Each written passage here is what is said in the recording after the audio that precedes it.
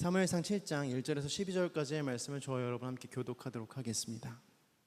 함께 봉독하겠습니다. 시작. 제가 먼저 봉독하겠습니다. 그리하여 기앗 여아림 사람들이 와서 여호와의 궤를 가져다가 언덕 위에 있는 아비나답의 집으로 옮겨놓고 그 아들 엘리야사를 거룩하게 구별해 여호와의 궤를 지키게 했습니다. 그 궤가 기럇 여아림에 머무른 지 20년이 됐습니다. 그동안 모든 이스라엘 백성들이 여호와를 사모하여 찾았습니다. 그러자 사무엘이 이스라엘 온 집에 말했습니다. 만약 너희가 온 마음으로 여호와께 돌아오려면 이방신들과 아스타롯을 없애고 여호와께 자신을 맡기고 그분만을 섬기라. 그러면 그분이 너희를 블레셋 사람들의 손에서 구해 내실 것이다. 그리하여 이스라엘 백성들은 바알과 아스타롯을 버리고 여호와만을 섬기게 됐습니다. 그러자 사무엘이 말했습니다. 모든 이스라엘은 미스바로 모이라. 내가 여호와께 너희의 죄를 용서해 달라고 기도하겠다. 그들은 미스바에 모여 물을 길어다가 여호와 앞에 여기서 우리가 여호와께 죄를 지었습니다 하고 고백했습니다. 사무엘은 미스바에서 이스라엘을 다스렸습니다.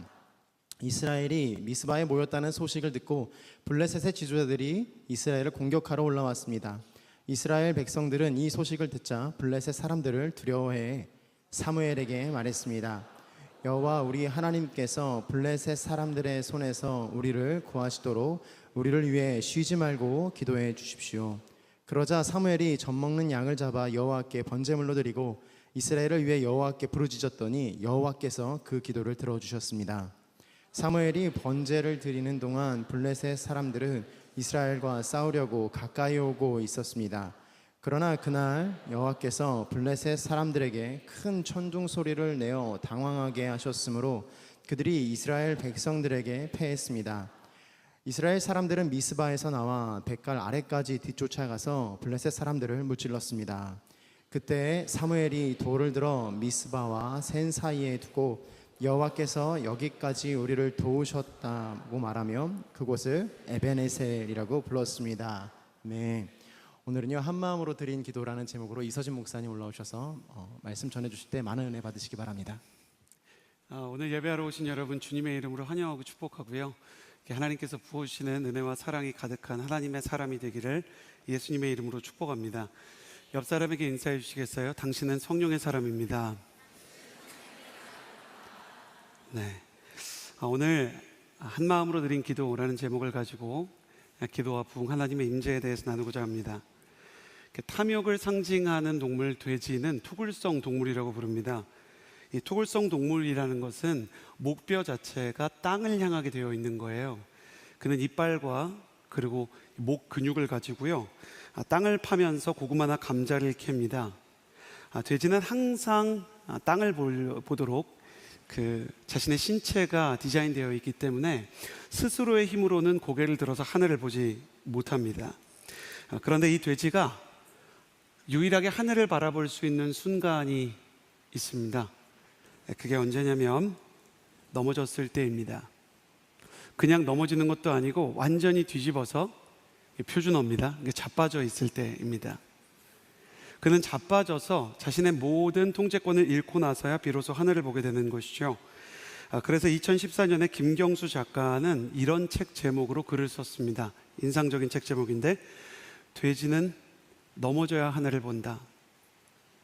탐욕을 쫓으며 하나님이 기뻐하시지 않는 땅의 것들을 구하면서 사는 우리가 토굴성 동물처럼 땅에 우리의 시선을 고정하고 있을 때 하늘의 것과 하나님의 임재가 보이지 않지만 우리 인생의 고난과 역경과 영적인 실패, 사랑하는 사람과의 갈등으로 인해서 영혼이 오히려 약해졌을 때 우리는 영혼의 자빠짐을 경험한 넘어짐의 상태에서 비로소 하늘을 바라보게 되는 것입니다.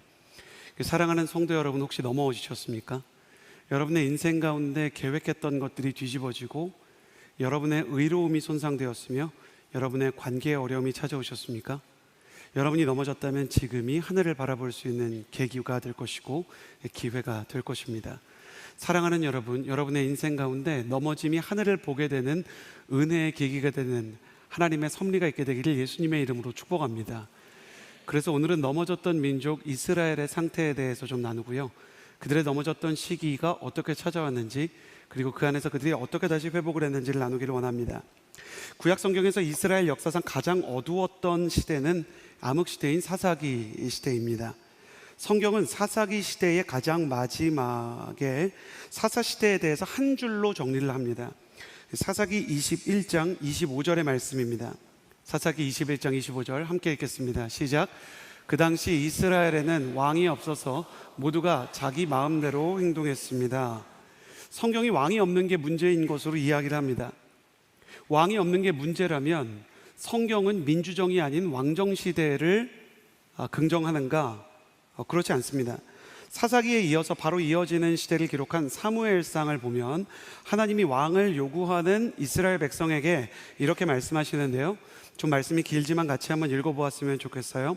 사무엘상 8장 11절에서 18절입니다. 왕을 구하는 이스라엘 백성에게 주님 뭐라고 하시는가? 이 말씀 자체가 메시지니까 같이 읽어볼까요? 시작. 너희를 다스릴 왕은 이렇게 할 것이다. 그는 너희 아들들을 데려다가 자기 마차와 말을 돌보는 일을 시키고 그들을 마차 앞에서 달리게 할 것이다. 그가 너희 아들들을 천부장과 오십부장으로 세울 것이며 자신을 위해 밭을 갈고 추수하게 할 것이고 전쟁을 위한 무기와 전차와의 장비를 만들게 할 것이다. 또 너희 딸들을 데려다가 향료 만드는 사람, 요리사, 빵 굽는 사람이 되게 할 것이다. 그는 너희 밭과 포도밭과 올리브밭 가운데 제일 좋은 것을 골라 자기 신하들에게 줄 것이며 너희 곡식과 포도 수확물의 10분의 1을 가져다가 자기의 관리와 신하들에게 줄 것이다. 너희 남종들과 여종들과 너희 소년들과 나귀들 가운데 가장 좋은 것을 끌어다가 자기 일을 시키고 너희 양을 10분의 1을 가져갈 것이며 결국 너희 자신도 그의 노예가 될 것이다. 그때가 되면 너희는 너희가 선택한 그 왕에게서 벗어나게 해달라고 울부짖겠지만 그때는 여호와께서 너희 말에 응답하지 않으실 것이다. 이렇게 말했지만 백성들은 사무엘의 말을 들으려 하지 않았습니다. 아니요, 그래도 우리는 왕을 원합니다. 다른 나라들처럼 우리를 다스릴 뿐만 아니라 우리를 이끌고 나가 싸워줄 왕이 있어야 합니다. 이스라엘의 그 성경을 보고요, 하나님께서 구약 시대에 특히 모세오경과 사사기와 사무엘상 이스라엘 역사 초기에 주시는 가장 중요한 메시지는 하나님은 모든 사람을 귀하게 창조하셨다는 것입니다. 여러분 이 말씀을 꼭 기억해야 이후의 이야기를 기억할 수 있기에 가슴에 손을 얹고 저를 따라해 주시겠어요? 하나님은 모든 사람을 귀하게 창조하셨다. 하나님은 한 사람 한 사람을 다 똑같이 소중하게 만드셨기 때문에 그래서 왕이 세워지는 것에 대해 매우 부정적으로 말씀하십니다. 오늘 우리가 읽어봤지만 이게 왕인지 조직폭력배인지 착취범인지 무례배인지 주님께서는 왕이 세워지는 것 자체가 너희에게 착취가 될 것이고 너희가 후회하는 억압의 구조가 될 것이다 라고 얘기하는 거죠. 하나님이 왜 이렇게 왕정에 대해서 부정적인가? 왕이 생긴다는 것은 출생 시점부터 부여되는 신분제로 가는 길이기 때문입니다. 처음에는 왕이 세워지고 이스라엘의 역사를 보면 그 다음엔 귀족이 세워지고 그 다음에는 하나님께서 금지시키셨던 노예가 생겨도 그 부채가 생겨서 어떤 사람이 노예가 돼도 7년 만에 풀려야 되고 50년 희년 된 모든 사람이 풀려야 되는데 영구적인 노예들이 생기는 역사가 이사야서나 예레미야서를 가게 되면 계속해서 하나님이 원하시지 않는 신분제 국가로 추락하게 되는 것이 나오게 되는 거예요. 여러분 이 지점을 보면서 사람들이 별로 놀라지 않지만 성경의 권위는 그 메시지 자체가 시대를 초월하기 때문에 놀라운 것입니다. 여러분 고대 세계의 모든 종교 경전과 철학 경전이 대부분 신분제를 옹호하기 위해서 쓰여져 있습니다. 가령 조선의 통치 이념이자 종교적인 세계관의 정점이었던 성리학은 양반과 평민과 노비를 나누기 위해서 있는 것입니다. 제일 중요한 건 출신 성분이고 성리학의 이와 리, 그 이치를 깨닫는 자와 그렇지 못한 자, 우주에 선택을 받은 자와 그렇지 않은 자에 따라 출신의 귀함과 천하함이 운명적으로 정해졌다라는 것이 성리학의 우주의 원리라는 것이죠. 인도의 힌두교는 사람의 계급을 나눈 카스트 제도를 합리화하는 방향으로 쓰여진 것입니다.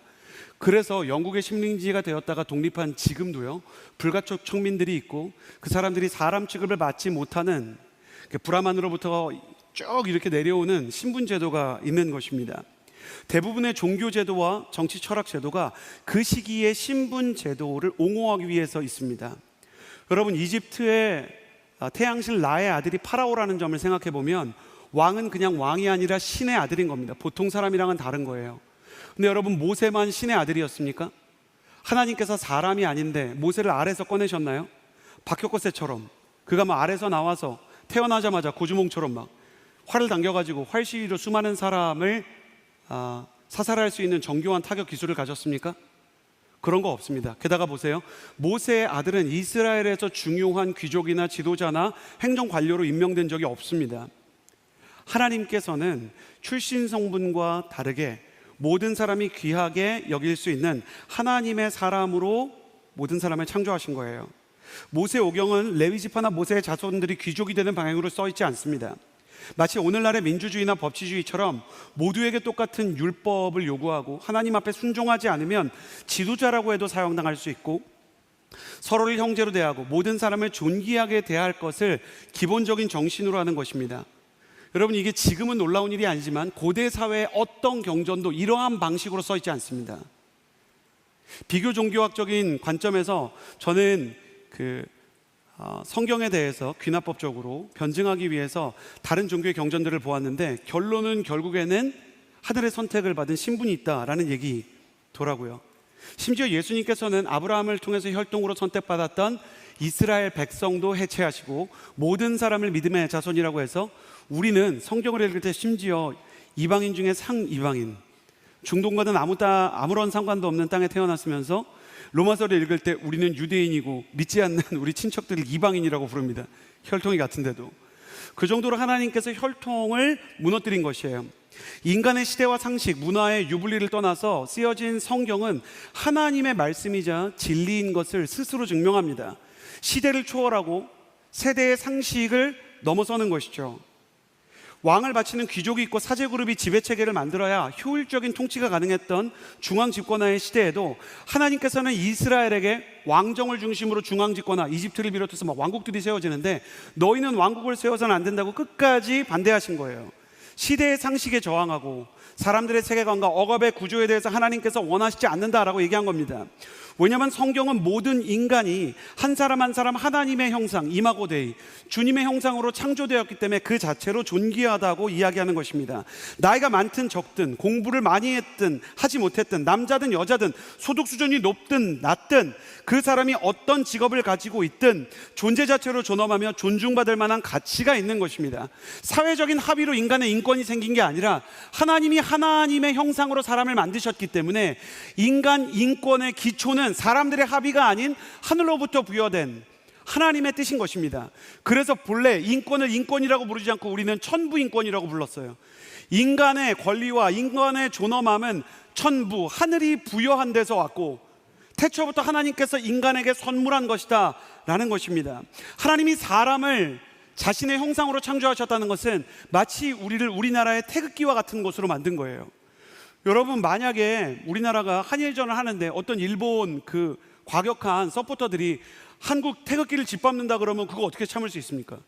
조국이 짓밟히는 것 같은 분노를 느끼지 않습니까? 마찬가지로 하나님께서도 하나님이 창조하신 사람을 짓밟을 때, 그것이 남자든 여자든 가난한 자든 부유한 자든 짓밟히는 사람을 자신의 국기처럼, 자신의 형상처럼 생각한다는 것입니다.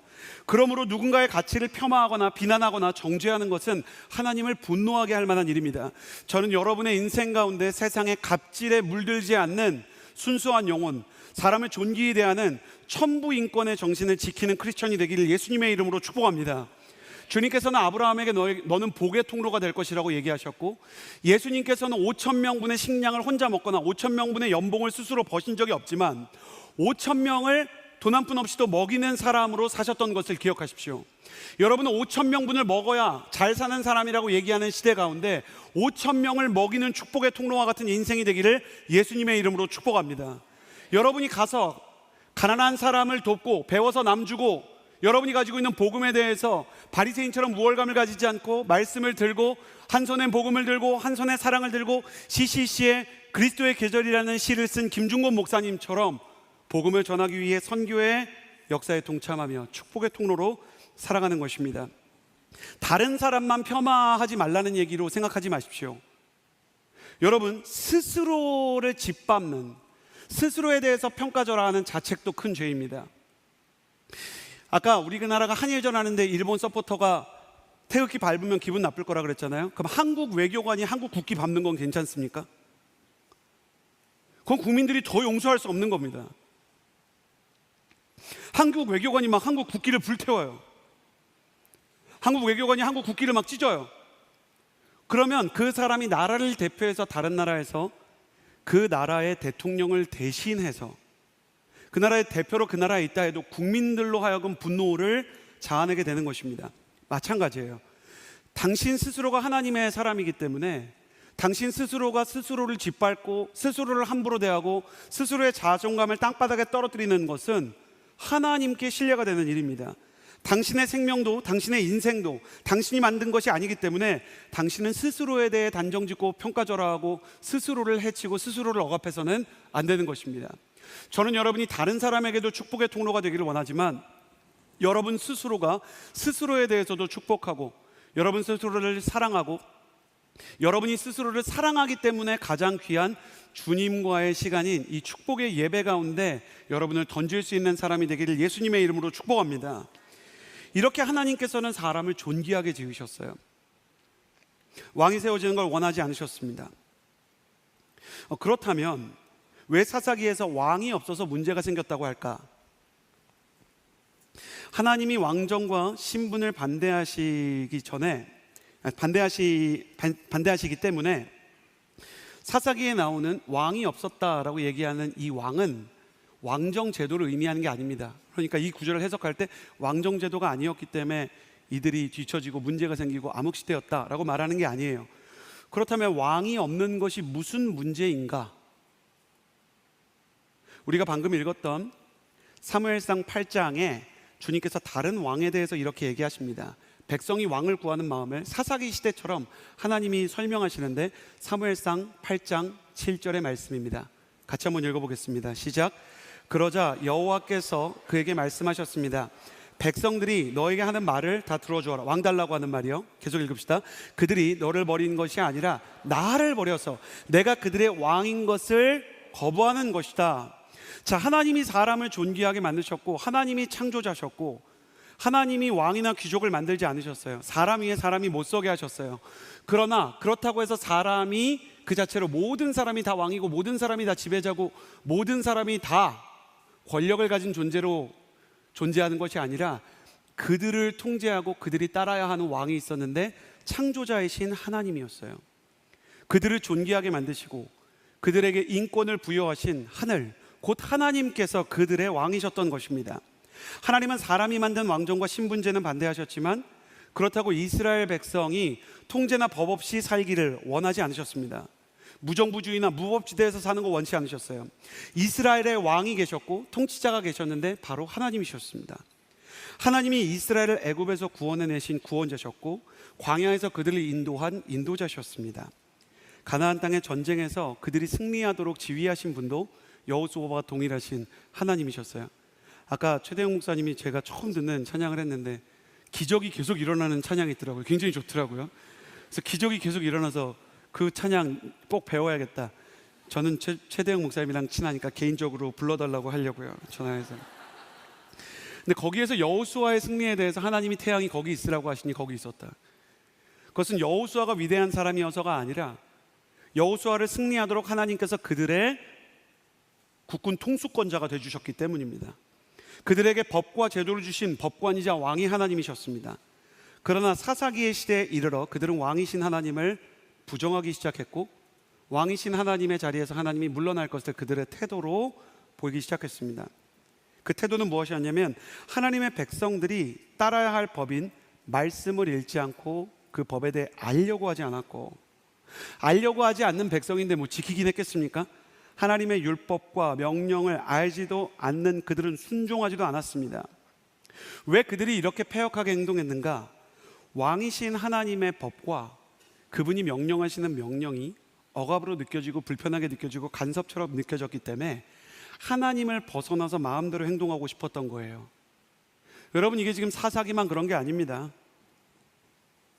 아담과 하와가 선악과를 먹을 때 선악과를 먹으면 영적으로 어떤 일이 일어나는 거냐면 아담과 하와가 에덴 동산에서 하지 말아야 될 일, 할 수 없는 일이 없어지는 거예요. 하나님께서 여러분 혹시 그런 생각 해보셨어요? 다 좋은데 왜 선악과를 만들어서 자꾸 이렇게 사람을 유혹하셨을까? 저는 천성이 아주 죄인이라 고등학교 때 이렇게 입학을 하는데 교장 선생님이 저쪽 담은 절대 넘지 마세요 라고 얘기하면 그때부터 그 담이 넘고 싶었어요.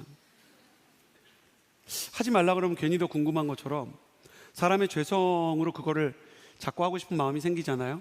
하나님은 사람을 유혹하고 시험에 들게 하려고 선악과를 만드신 게 아니고요, 사람이 할 수 없는 일, 권한 밖의 일이 있다는 것을 기억하게 하기 위해서 선악과를 두셨고요. 그래서 예배학자, 전 세계적으로 가장 뛰어난 예배학자, 여성신학자인 마르바도는 선악과는 에덴 동산에서 가장 하나님을 생각하기 적합한 장소였다. 그들은 자신의 모든 권한과 생명이 하나님으로부터 위임된 것임을 깨달을 수 있었고 할 수 없는 일이 있다는 것을 알기 때문에 하나님을 경외할 수 있었다. 대통령에게 법률과 헌법이 있는 것이 제재력이 되듯이 상권 분립 체제가 있는 것이 절대적인 권력을 낳지 못하게 하는 건강한 구조가 되듯이 하나님은 그들이 하나님을 기억할 수 있는 예배의 처소를 만들어 주신 거였어요. 그런데 아담과 하와가 그걸 먹어버리죠. 왕이신 하나님의 자리를 없애버리는 것입니다. 사사기 21장 25절에 하나님의 자리를 비운 이스라엘 백성의 모든 동기에 대해 성경은 이렇게 이야기를 합니다. 다시 읽어볼까요? 시작. 그 당시 이스라엘에게는 왕이 없어서, 그러니까 하나님을 거부했어요. 모두가, 시작. 모두가 자기 마음대로 행동했습니다. 내 마음대로 하고 싶어서 하나님의 자리를 지우는 거예요. 이스라엘은 하나님께서 자신을 애굽에서 구원해 주신 것에 감격했지만 하나님께서 그들에게 명령하시는 게 싫었습니다. 하나님께서 광야에서 만나와 샘물을 주시는 은혜는 기뻐했지만 하나님께서 광야에서 주시는 말씀에 양심이 찔릴 때 그것을 수용하지 않았습니다. 그들은 하나님께서 전쟁에 함께 나가 싸워주시고 승리를 주시는 것을 원했지만 그들 스스로 죄와의 싸움에 나아가 하나님이 기뻐하시지 않는 우상 숭배와 음행과 싸우는 걸 싫어했습니다. 그 결과 하나님께서는 그들을 떠나십니다. 이유는 하나님이 그들을 싫어하셔서가 아니라 오늘 말씀을 보십시오. 그들이 나를 버렸기 때문이다. 하나님은 태초부터요, 우리가 하나님을 선택해야 하나님께서 우리 인생에 임하실 수 있도록 스스로 그렇게 언약을 맺으셨어요. 그래서 요한계시록까지 가도 볼지어다 내가 문 밖에 서서 두드리노니, 여러분 제가 하나님 아닌 거를 감사하게 생각하셔야 돼요. 제가 여러분의 하나님이었으면 볼지어다 내가 문 뚫고 들어가 연행하노니, 믿어? 왜 안 믿어? 근데 주님께서는 문을 두드리시고 기다리시고 우리가 문을 열어야 들어갈 수 있는 거예요. 문을 뜯을 수 있지만 인격적인 동의를 해야 되는 것입니다. 마치 아무리 명의가 있어도 환자가 동의해야 수술을 할 수 있는 것처럼 하나님께서는 명의이시지만 그 환자가 수술에 동의를 해야, 하나님께서는 위대한 통치자이시지만 백성들이 그 하나님을 왕으로 선택해 주어야 그들의 인생 가운데 임하실 수 있는 겁니다. 예수님을 믿지 않는 사람들은 하나님이 계시다면 세상이 왜 이 모양인가 라고 묻습니다. 저는 이 질문이 인간의 사사기적 면모를 가장 깊게 보여주는 질문이라고 생각해요. 하나님이 계시다면 세상은 이 모양에선 안 된다는 말이잖아요. 근데 하나님이 계시면 하나님의 뜻은 궁금합니까? 그 부분에 대해서 말하지 않아요. 하나님이 우리를 창조하셨으면 마치 이 질문에는 당연히 세상이 완벽하게 돌아가야 된다고 얘기하는 것 같아요. 그 중간에 뭐가 들어있는지 말씀해 드릴까요? 사람들이 가로해 놓은 거. 하나님이 계시다면 난 내 멋대로 살 거고 음란도 선택할 거고 거짓도 생각할 거고 폭력을 선택할 거지만 그래도 세상은 똑바로 굴러가야 되는 거 아닌가? 여러분, 그 질문이 이 뜻이에요. 예수님이 정말 우리를 사랑한다면 난 예수님 안 믿을 거지만 구원은 주셔야 되는 거 아닌가? 하나님이 세상을 창조했다면 난 세상의 환경오염을 불러일으킬 것이고 물자도 마음대로 쓰고 과소비하고 가난한 사람을 돕지도 않겠지만 세상에 굶어 죽는 사람도 없고 세상이 망가지면 안 되지. 여러분, 어떤 국가도, 죄송합니다, 용서해 주세요, 이따위 사고방식을 가진 사람을 보호하지 않습니다. 어떤 사람이 그 나라의 국민으로는 있는데 그 나라의 법을 계속 어긴다고 생각해 보세요. 그럼 자유가 박탈당하지 않을까요? 허구한 날 사람을 때려요. 허구한 날 도둑질을 해요. 허구한 날 여성을 성추행해요. 어떤 국가가 그 사람의 자유를 구속해서 감옥에 넣지 않습니까? 어떤 사람이 자기가 번 돈이니까 세금을 내지 않는다고 납세 의무에 최선을 다하지 않아요. 정당한 의무를 수용하지 않아요. 그런데도 국가가 그에게 모든 복지 혜택을 다 줘야 됩니까? 여러분, 법을 어기고 납세의 의무와 같은 국민의 의무를 등진 사람에게는 자유의 제한이 어느 나라나 따르는 것입니다. 그럼 하나님이 세상을 만드셨고 하나님께서 왕이시고 법을 가지고 계신 분이라면 사람들은 이렇게 질문했어야죠. 하나님이 계시다면 그분의 뜻이 무엇이길래 세상이 이 모양이 됐을까? 그분의 법이 뭐였길래 우리가 그 법을 어겨서 세상이 이렇게 됐을까? 마치 하나님이 계시면 무엇이라도 우리 마음대로 해줘야 된다라고 얘기하는 거예요. 전쟁과 기근, 사람 사이의 억압과 핍박에 대해서 모두 신에게 책임을 떠넘기는 이런 편리한 행위, 나는 잘못 없다는 교만한 마음, 세상이 하나님을 업신여기지 않는다고 어떻게 말할 수 있겠습니까? 그분의 법과 그분의 뜻을 알려고 하는 자도 없고 궁금해하지도 않고 그분의 통치와 그분의 명령에 순종하려고 하지 않습니다. 여러분, 우리 시대가 사사기와 뭐가 다릅니까? 하나님을 믿는 사람도 다르지 않아요. 하나님의 말씀을 배우려고 하지 않습니다. 들으려고 하지 않습니다. 하나님에게 순종은 먼간 생심입니다. 그런데 뭐를 무기 삼냐면, 그래도 나는 교회 다니고 예수님을 믿으니까 내 기도에는 응답해 주셔야지. 나는 내 마음대로 살 거지만 아빠, 하나님은 내 아빠 아버지 아니에요? 제 인생에 뒷바라지 해주세요. 사춘기 어린아이와 같은 신앙을 가지고 난 내 마음대로 살 거지만 뭐든지 내 마음대로 해달라라고 얘기하는 거예요. 여러분, 이게 얼마나 나쁜 거냐면, 결혼으로 비유하면 남자가 여자랑 결혼을 했는데 나는 바람 필 건데 넌 집안 살림해 라고 얘기하는 겁니다. 자매 여러분이 드디어 수긍하기 시작했어요. 그건 아닌 것 같다. 형제 여러분, 수긍시켜 드릴게요. 결혼하는 여자가 난 당신과 대화하거나 응원하지는 않을 건데 나 명품백도 사주고 여행도 정기적으로 보내줘. 근데 당신이야 얘기 안 할 거야. 너무 싫어, 냄새나, 싫어, 저리 가. 이게 맞냐고요. 하나님을 사랑하지도 않고 그분의 뜻을 알지도 않고 따르려고도 하지 않고 그분의 말씀을 들으려고도 하지 않아요. 자매 여러분, 가장 분노하는 거 연애 중에 뭐가 있어요? 형제들이 대화를 똑바로 안 해주고 집중을 똑바로 안 한다고. 우리가 하나님한테 그러고 있습니다. 형제 여러분이 최근에 세상을 보면서, 세상에 어떤 사람들을 보면서 제일 분노하는 게, 형제가 가진 어떤 물질에 대해서, 그게 남자든 여자든 막 이용하려는 사람 보면 화가 나잖아요. 우리가 하나님한테 그렇게 하고 있지 않나요? 하나님은 사람을 존귀하게 지으셨지만 사람은 하나님을 존귀하게 대하지 않는 것입니다. 사사기 시대처럼 이 시대의 크리스천들의 신앙의 방식은 위기 때는 하나님을 부르고 위기가 지나면 내 인생 내 겁니다. 하나님 간섭하지 마세요. 오 마이 갓. 오네 하나님, 원수를 사랑하라니요. 주님, 제가 아버지한테 얼마나 많은 상처를 당했는지 아시잖아요. 주님, 저는 그 순장님을 용서할 수가 없어요. 내 인생에 간섭하지 마세요. 저를 사랑해 주시고 응답해 주시고 배우자도 주시고, 하나님 저 취업도 시켜주시고 저의 기도도 들어주세요. 예배 드릴 땐 은혜도 꼭 주시고 힘들 땐 위로도 주셨으면 좋겠어요. 근데 원수를 사랑하라. 오 마이 갓. 그러면서 만능 열쇠 같은 잘못 오용되는 말씀 중에 하나, 하나님은 사람이 감당할 수 없는 시험은 안 주신다 그랬어. 정당한 명령도 다 하나님의 시험과 내가 감당할 수 없는 거라고 얘기하는 거죠. 결국 하나님은 이렇게 이스라엘 백성과 성도들과 세상 사람들 모두가 하나님을 거부하니 인격적이시기 때문에 이스라엘을 떠나는 거예요. 그게 사사시대의 결말인 겁니다. 그래서 시대의 역설, 하나님을 떠난 이 암흑시대가 한 인물 안에 집약돼서 나타나는 게 사무엘상의 문을 여는 제사장 엘리입니다. 엘리와 그 자녀들은 하나님을 알 법도 한데 망가진 크리스천처럼 하나님의 뜻에 귀를 기울이지도 않고 그 뜻을 따르지 않고 예배를 욕보입니다.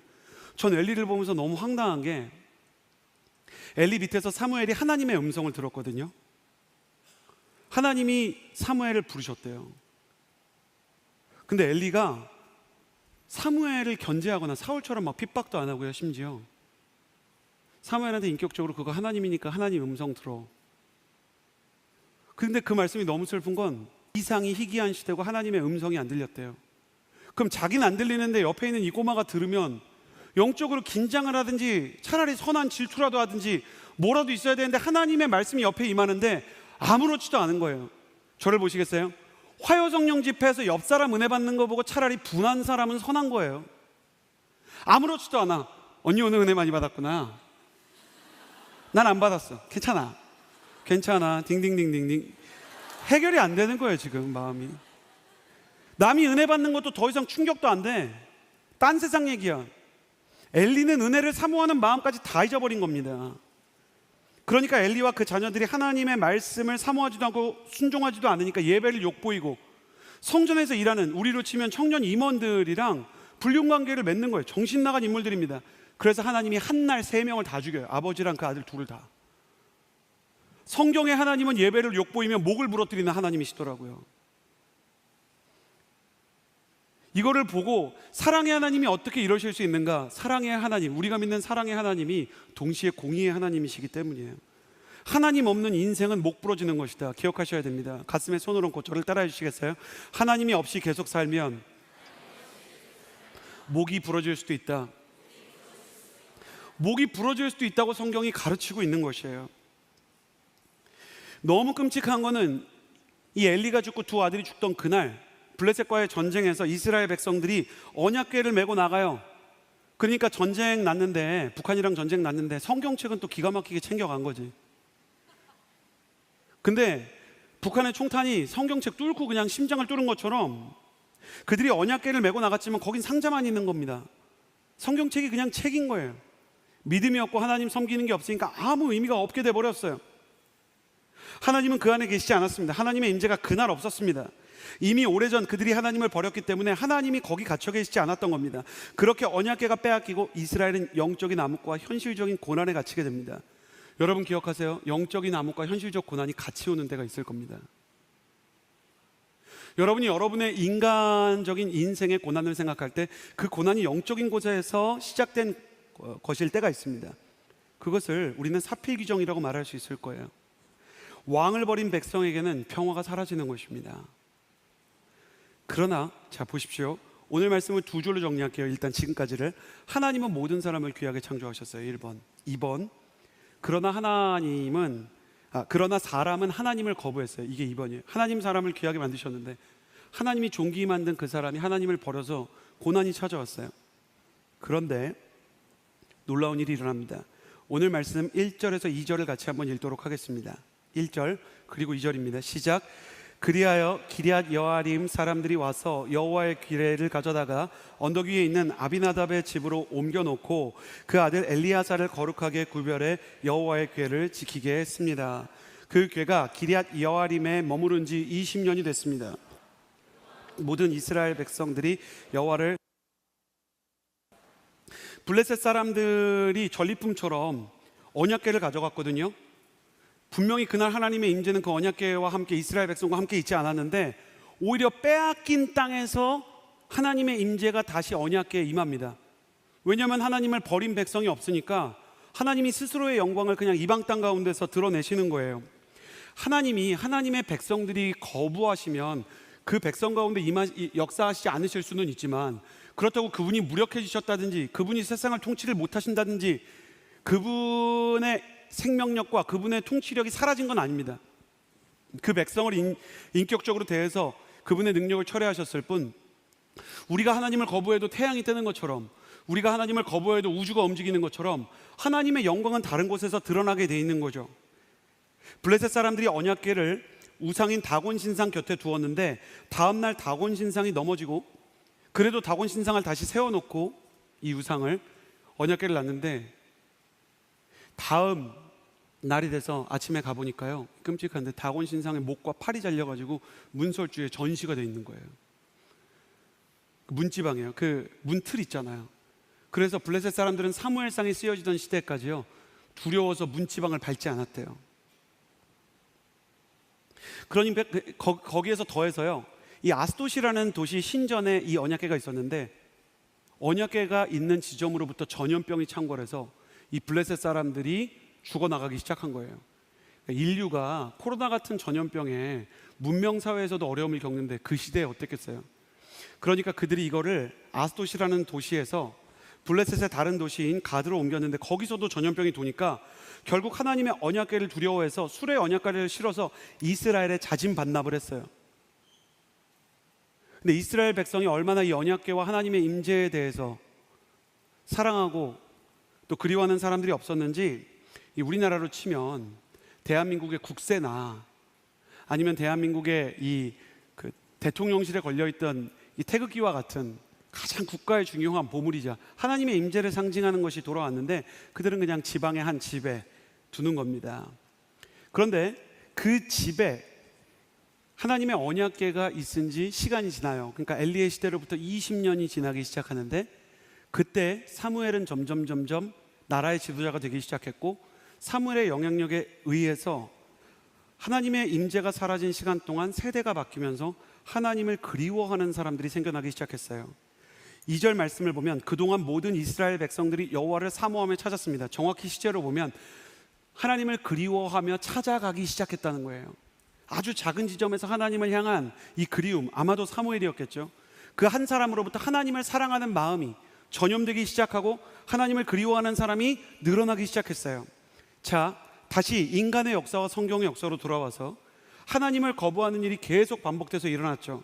인간이 선악과를 먹고 죄를 지었지만 아담과 하와가 선악과를 먹었어도 그 아들 가인과 아벨 사이에 살인사건이 일어나고 사랑하던 둘째 아들 아벨이 죽고 셋째 에노스가 태어났을 때 에노스라는 이름을 붙일 때 그들이 연약함이라고 지었습니다. 여러분, 가인은 얻었다라는 영광의 이름이고요, 아벨은 헤벨, 허무하다라는 뜻이에요. 그 전도서에 헛되고 헛되며 헛되고 헛되니가 헤벨입니다. 그러니까 헤벨과 아벨이 거의 같은 단어거든요. 그러니까 첫째를 키워보니까 둘째는 허무한 거예요. 둘째 죄송합니다. 그러니까 둘째가 잘못했다는 게 아니라 육아가 장난이 아닌 겁니다. 근데 심지어 첫째가 둘째를 죽이고 나니 얼마나 마음이 아파요. 그래서 사람들이 에노스라는 이름, 여기서 사람들이 이제 아담과 하와를 얘기하는데 사람들이 에노스라는 이름을 짓고 그때 여호와의 이름을 다시 불렀다고 말합니다. 다시 하나님의 이름을 찾는 거예요. 언약궤가 뺏기고 엘리 제사장이 죽고 이스라엘이 전쟁에 패배한 고난의 시기에, 영적 고난과 현실적 고난이 같이 찾아온 것 같은 시대에 아담이 다시 에노스, 그 아들의 이름을 하나님 앞에서 짓기 시작했습니다. 바벨탑을 짓고 온 인류가 하나님 앞에서 하나님 없는 세상을 꿈꾸던 그 시기예요.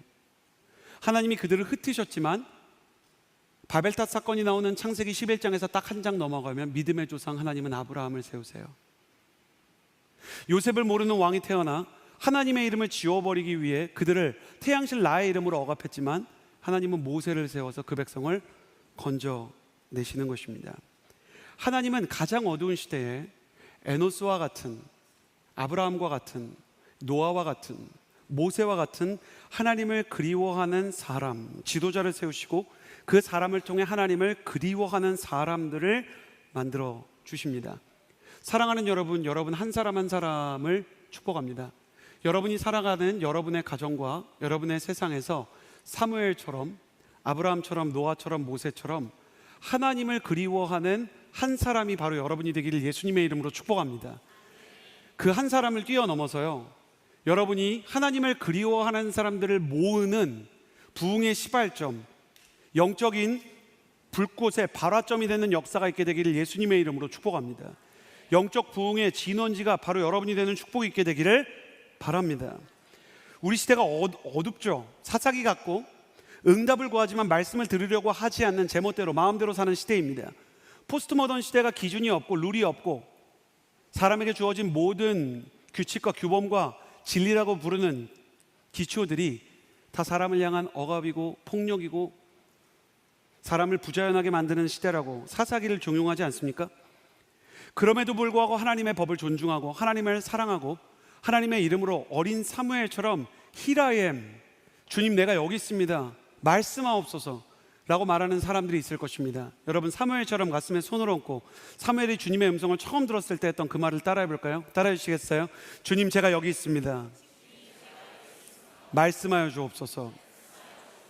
오늘 이 설교를 통해 선포되는 설교자의 설교를 통해 성령께서 여러분에게 말씀하시는 은혜가 있게 되기를 예수님의 이름으로 축복합니다. 여러분이 기도할 때 성령께서 여러분에게 주의 음성을 들려주시는 역사가 있게 되기를 예수님의 이름으로 축복합니다. 그 음성을 들을 뿐만 아니라 그 음성에 순종하는 성령의 사람이 되기를 예수님의 이름으로 축복합니다. 하나님은 당신을 그리워하는 사람을 통해 부흥의 역사를 일으키십니다. 하나님을 그리워하는 사람들이 되지어다. 예배의 부흥을 사모하는 사람들이 되지어다. 선교에 대해 주님의 마음을 담고 싶은 사람, 순종하고 싶어하는 사람, 여호와의 영광을 그리워하고 여호와의 언약궤의 임재를 사모하는 사람이 되지어다. 심지어 사무엘의 시대에 그 언약궤가 예루살렘으로 돌아오지 않았지만 이 언약궤를 다시 돌아오게 한 사람이 바로 다윗이었어요. 사무엘의 기름 부음을 받아 하나님을 누구보다 사랑하고 하나님을 갈망하는 마음이 너무 커서 내 마음에 합한 자라 말했던 인물. 저는 여러분이 하나님을 갈망하는 마음을 넘어 다윗처럼 하나님과 합한 마음을 가지게 되기를 예수님의 이름으로 축복합니다. 순종을 너무 하고 싶고 원수를 사랑하는 게 너무 힘든데도 불구하고 은혜 때문에, 성령 때문에, 예수님의 십자가 보혈 때문에 그 일이 가능케 되고 중독이 끊어지고 하나님의 사랑 안에서 강력한 순종과 부흥을 가져오는 사무엘과 같은 기도자, 다윗과 같은 예배자가 되기를 예수님의 이름으로 축복합니다. 그렇다면 어떻게 하나님의 부흥과 임재를 경험할 수 있는가? 3절과 6절을 같이 한번 읽어봅시다. 3절에서 6절까지요. 3절에서 6절 시작. 그러자 사무엘이 이스라엘 온 집에 말했습니다. 만약 너희가 온 마음으로 여호와께 돌아오려면 이방신들과 아스타롯을 없애고 여호와께 자신을 맡기고 그분만을 섬기라. 그러면 그분이 너희를 블레셋 사람들의 손에서 구해내실 것이다. 그리하여 이스라엘 백성들은 바알과 아스타롯을 버리고 여호와만을 섬기게 되었습니다. 여기까지 읽을게요. 그래요. 오늘 말씀 3절과 4절을 보면 제일 먼저 하나님의 임재와 부흥을 회복하기 위해 하나님을 그리워하는 사람들이 하나님의 능력을 구하고 그 나라를, 그리고 그들의 예배를, 그들의 인생을 주님의 능력으로 다시 한번 체험받고 주님의 인도하심으로 나아가기 원하고 순종하기 원할 때 제일 먼저 했던 건 회개였습니다. 여러분 가슴에 손을 얹고 저를 따라해 주시겠어요? 임재와 부흥을 경험하려면 회개의 기도를 드려야 합니다. 사무엘은 너희가 온 마음으로 하나님께 돌아오려면 우상을 버리고 그분만을 섬기라고 합니다. 회개하라는 겁니다. 하나님의 임재를 위해서 집회 장소를 멋있게 막 조명과 음향 세트를 마련한 것도 아니고 초청장이나 식사를 준비한 것도 아니에요. 그들에게 제일 먼저 해야 될 일은 회개였습니다. 첫 단추가 잘못 끼워졌는데 아무리 디자인을 잘하면서 집회를 준비해봐야, 아무리 좋은 찬양팀을 섭외해봐야 다 잘못된 단추를 끼는 거예요. 다시 단추를 다 풀고 첫 단추를 제대로 끼우는 게 회개인 것입니다. 돌이키는 마음은 성령이 임재하시는 문이 되고 회개하는 기도가 영적 부흥의 열쇠가 되는 것입니다. 돌이키는 마음만 하나님의 은혜의 문을 열어서 우리에게 은혜가 쏟아지게 하고, 회개하는 기도만 영적인 부흥의 열쇠가 돼서 묶인 것들을 열어주는 것입니다. 여러분, 회개에 대한 오해가 있어요. 회개는 죄를 다 책임지는 게 아니라 죄를 인정하는 것입니다. 의사 앞에 찾아온 환자는 공통점이 두 개 있죠. 첫째, 자기가 병들었다는 걸 인정합니다. 둘째, 자기가 병을 고칠 수 없다는 걸 인정합니다. 주님께서는 여러분이 모든 음란물을 스스로 다 끊으라고 말하는 게 아닙니다. 주님께서는 여러분이 가진 모든 미움을 다 끊으라고 스스로의 힘으로 해결하는 게 아닙니다. 주님 이걸 끊어야 되는데 끊지 못하고 있습니다. 내 힘으로 불가능하오니 주님, 기도가 쌓여 성령의 임재가 임해 끝내는 내가 이 죄를 주님의 능력으로 경험하게 하여 주옵소서. 그래서 오늘 말씀을 보면요, 회개에 대해서 말씀하시면서 말씀을 잘 읽어야 됩니다. 이방신들과 아스타롯을 없애고, 이제 회개하라는 말이죠. 3절에 여호와께 자신을 맡기고 그분만을 섬기래요. 그러니까 회개의 끝은 주님께 자신을 의탁하는 것입니다. 저는 오늘 우리가 회개할 때 스스로에 대한 자책을 하지 않게 되기를 바랍니다. 주님, 제가 안 그러겠습니다 이렇게 약속하는 것도 아닙니다. 안 해야 되는 게 맞는데 안 할 수가 없사오니 주님, 제가 환자로서 내 몸을 수술할 수 없어 천비어 의지 없어서 손들고 갑니다. 나를 고쳐주옵소서 의지하는 것입니다. 저는 오늘 여러분이 예수님의 십자가와 성령의 기름 부으심에 여러분의 영혼을 의탁하는 사람 되기를 예수님의 이름으로 축복합니다. 자, 사무엘 시대처럼 영적인 역전을 이루고 임재와 부흥을 경험하려면 두 번째, 여러분 저를 따라해 주시겠어요? 임재와 부흥을 경험하려면 기도의 자리를 지켜야 합니다. 오늘 말씀 5절과 6절 같이 한번 읽어보았으면 좋겠습니다. 5절 그리고 6절입니다. 시작. 그러자 사무엘이 말했습니다. 모든 이스라엘은 미스바로 모이라. 내가 여호와께 너희의 죄를 용서해달라고 기도하겠다. 그들은 미스바에 모여 물을 길어다가 여호와 앞에 붓고 그날 거기서 금식하며 우리가 여호와께 죄를 지었습니다 하고 사무엘은 미스바에서 이스라엘을 다스렸습니다. 자, 기도의 자리를 지켜야 됩니다. 사무엘이 백성이 있는 곳으로 찾아가지 않습니다. 사무엘이 있는 곳으로 이스라엘 전국의 백성을 부릅니다. 성서 고고학자들은 이 미스바 광장을 현대의 텔 엔나스베로 부릅니다. 이 텔 엔나스베는 그 이스라엘 예루살렘의 예루살렘 자체도 약간 산 위에 있는 도시인데 그거보다 조금 더 위에 있는 동산 위의 도시예요. 그러니까 기도하기 위해서 열심히 올라가야 되는 거예요. 양재 온누리교회 다니는 우리 갈렙, 제이포유, 그리고 허브 여우수와 너무너무 축복하고, 서빙고 온누리교회 다니는 다른 청년분도 너무 축복하는데, 때로 역에서 여기까지 여름에 오는 게 그 자체로 짜증이 납니다. 그리고 여기서 여기까지 오는 것도 짜증나지만 경기도권에 사는 분들 예수님의 이름으로 축복합니다. 경기도민들은 정말 여기까지 예배드리러 오는 거 결단해야 됩니다. 지금 사무엘은 편의를 봐주지 않습니다. 예루살렘도 아니고, 예루살렘 산지까지 올라가는 것도 힘든데 테레나스베, 하나님이 지시하신 언덕까지 올라오라고 합니다. 그 언덕에 가면 위쪽에 평평한 평원이 있습니다. 근데 왜 올라오라고 하는가? 하나님께서는 자기의 시간과 공간을 떠나 기도의 자리와 기도의 시간에 자신을 맞추는 영적 진정성이 있을 때 기도를 들으시기 때문이에요. 여러분, 기도의 심장은 진정성입니다. 심장이 멈춘 육체는 그 생명을 다하게 되듯이 진정성이 멎어버린 기도도 능력을 잃는 것입니다. 복음서를 보면 예수님께서 의도적으로 그 사람이 가진 기도의 진정성을 기다리시는 장면이 여러 번 등장해요. 혈루병 앓는 여인이 있는데, 또 이런 때는 제가 또 마음이 약해요. 제가 예수님이고 혈루병 앓는 여인 막 12회 된 거 알았으면 믿어주세요. 제가 마음이 약할 때가 있어요. 전 혈루병 앓는 여인 집으로 갔을 거예요. 근데 예수님은 그 저혈압 환자가 있는 집으로 들어가지 않으시고 그 동네에 집 앞 대로로 그냥 지나만 가세요. 그러니까 이 저혈압 여인이, 현기증 나는 여인이 인파를 뚫고 예수님의 옷자락에 손을 대기 위해서 인파를 뚫습니다. 여러분, 예수님 옷에, 그때 거의 뭐 예수님 슈퍼스타신데 손가락 대기 쉽겠습니까? 여러분, 한번 홍대에 GD가 나타났다고 생각해 보세요. 그분과 셀카 찍는 게 쉬울 것 같으세요? 저혈압 여인이 막 뚫고 오는 거예요. 저라면, 제가 또 예수님이라면 중간쯤 멈추거나 돌아섰어요. 멈추어라, 길을 열어라. 근데 예수님 그렇게 하지 않으시고 마음에 분명히 기다리는 마음은 있었을 텐데 그 여인이 손가락 댈 때까지 주님은 계속 모른 척하고 가세요.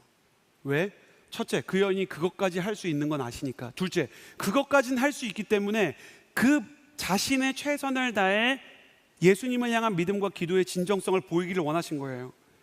예수님은 한 동네에 가셨을 때 친구들이 자기 병든 친구를 침상치에 들어서 데려온 걸 아셨지만 줄 선 다른 사람한테 길을 열어라라고 말씀하지 않으셨어요. 그들의 영적 진정성이, 기도와 같은 그들의 친구를 향한 중보의 절박성이 지붕을 뚫고 기와를 뜯어내는 장면을 목도하고 나셔서야 그들을 고쳐주셨어요. 여러분, 화요 성령 집회가 오늘 여러분의 진정성을 증명하는 자리가 되기를 예수님의 이름으로 축복합니다. 사무엘이 이스라엘에게 미스바의 언덕 테레나스베로 올라오라고 초청한 것처럼 여러분도 기도의 절박함을 가지고 진정성을 가지고 할 수 있는 최선을 다해서 오늘 기도하게 되기를 예수님의 이름으로 축복합니다. 감나무 밑에서 입 벌리고 은혜 줘보세요, 이런 태도를 가지지 마십시오. 할 수 있는 걸 하세요. 제가 화요성령 집회 할 때마다 첫 기도에 사람을 일으키니까, 목사님 왜 자꾸 일으키십니까? 저는 그런 감정적 결단 안 할 겁니다.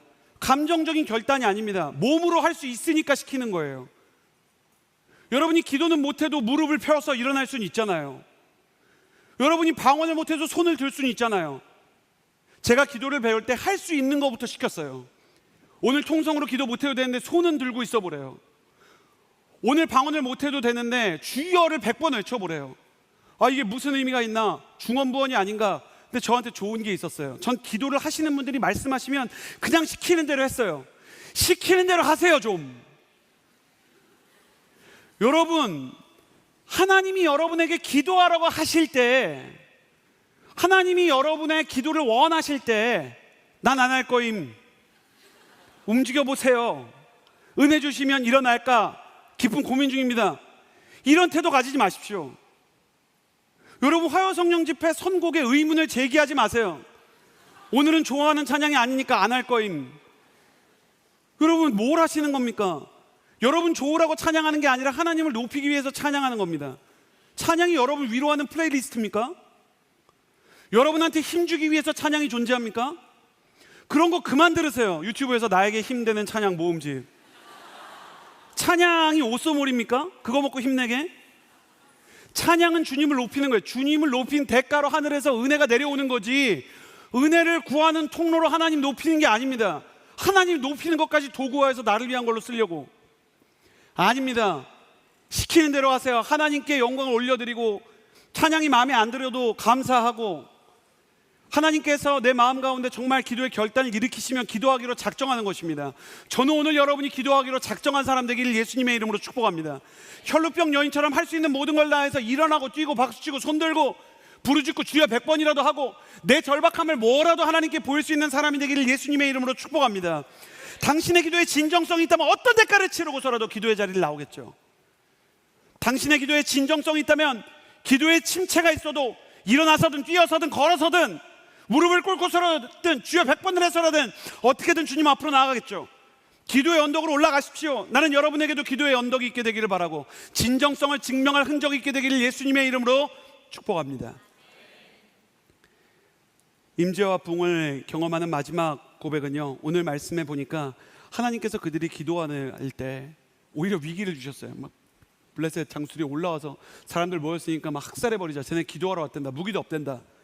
근데 올라가는데 주님께서 막 천둥을 치시는 거예요. 갑자기 마른 하늘에.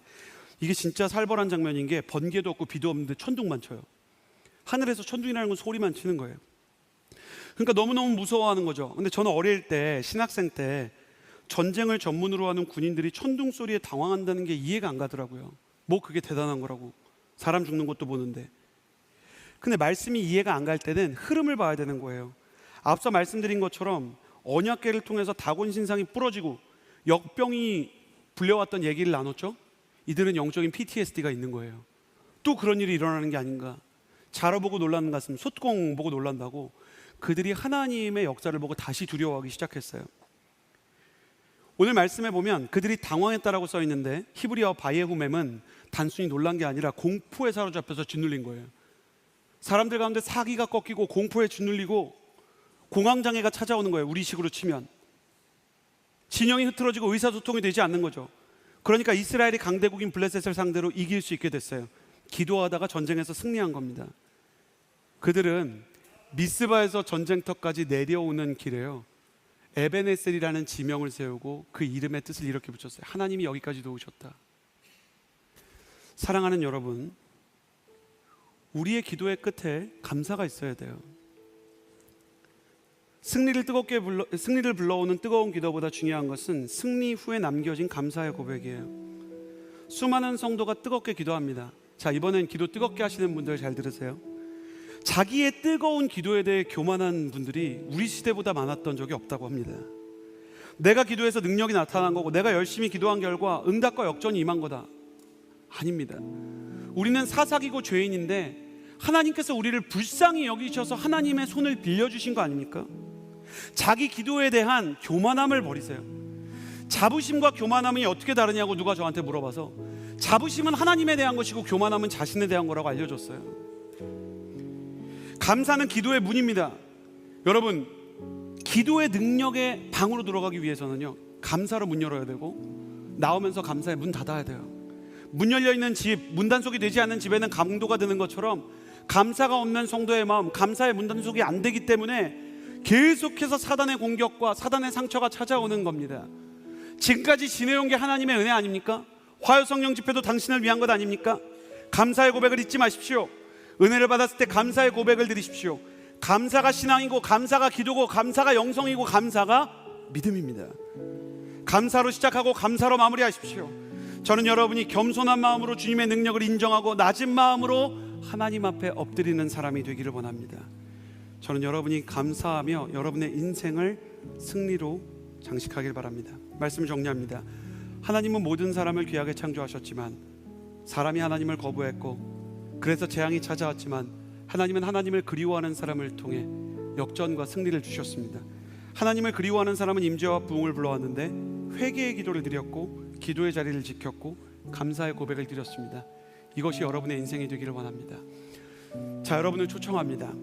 나는 감사하는 사람이 되기를 원합니다. 자리에서 일어나서 기도할까요? 난 감사하겠습니다. 하나님, 감정으로 안 해도 돼요. 이성적으로 해도 됩니다. 나는 하나님이 나에게 주신 은혜에 대해 감사하겠습니다. 예수님께서 나에게 주신 은혜에 감사하겠습니다. 여러분, 심지어 예수님을 믿지 않는 사람이라도요, 여러분의 인생 가운데 스스로 이룬 일이 아니라 다른 사람을 통해 주어진 일에 대해 감사하십시오. 여러분의 부모님에게 감사하고 여러분의 인생에 대해 감사하십시오. 상처가 있었지만 여러분이 그래도 여기까지 성장했다면 여러분이 지어먹은 밥보다 누군가 여러분을 위해 지어준 밥이 많았을 겁니다. 감사하기 시작하면 감사한 일이 보이고, 감사하는 일이 보이기 시작하면 감사한 일이 점점 따라오게 될 것입니다. 이 시간에 기도하며 나아갈 때 두 손을 가슴에 얹고 기도하며 나아갑니다. 주님, 에베네셀의 하나님을 고백했던 사무엘의 시대처럼, 사사기의 시대를 끝낸 마지막 사사 사무엘처럼 내 인생을 감사로 시작하고 감사로 마치게 하여 주옵소서. 감사의 사람이 되게 해달라고 우리 뜨거운 마음으로 소리 높여 주여 세 번 부르짖고 기도합니다. 주여!